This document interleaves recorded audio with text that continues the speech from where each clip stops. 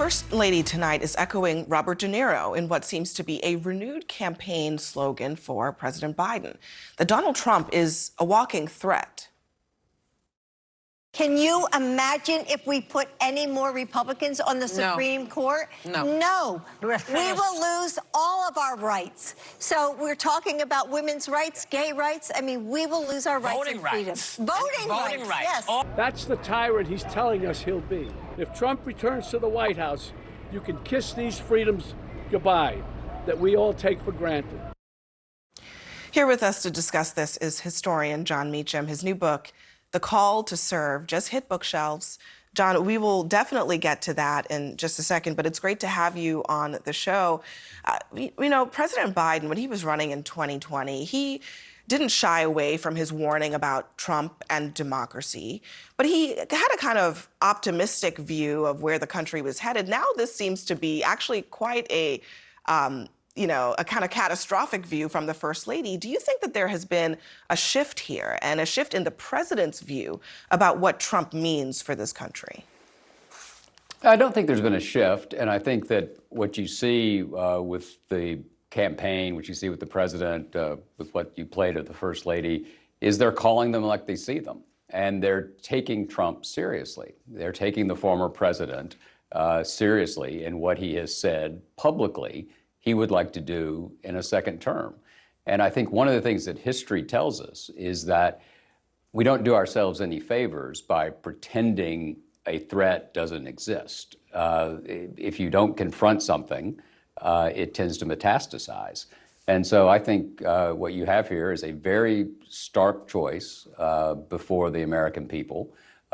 President Biden's a friend of mine. I help him when I can, so I would disclose that. But I'm not a Democrat, and I'm not a Republican. I voted for candidates of both parties.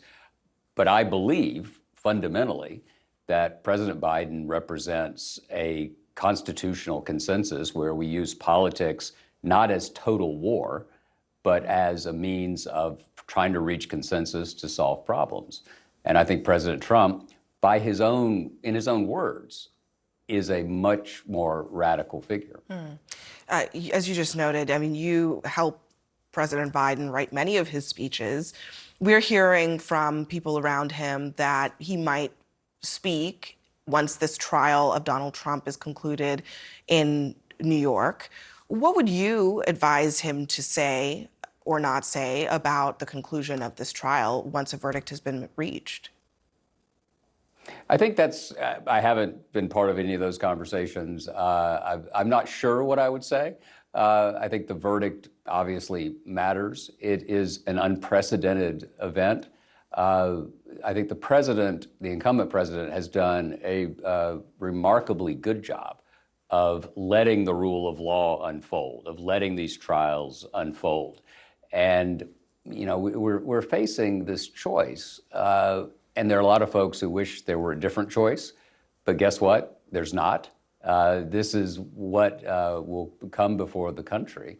And I think I would certainly tell the president that great presidencies are about consistent narratives. They're about stories that move in a coherent way.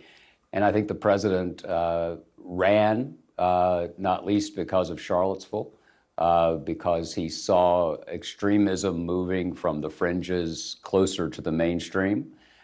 He has, I think we have all seen, a kind of lawlessness, an extremism led by President Trump to put his own power above the constitutional processes. I don't even think that's that controversial.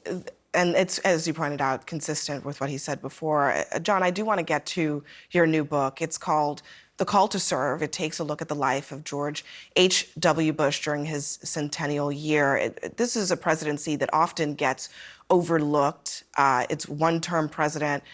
What should we take away from the images in this book, from the challenges that he faced? Yeah, so George H.W. Bush, his 100th birthday is coming up on June 12th. There's going to be a big event in College Station at his presidential library.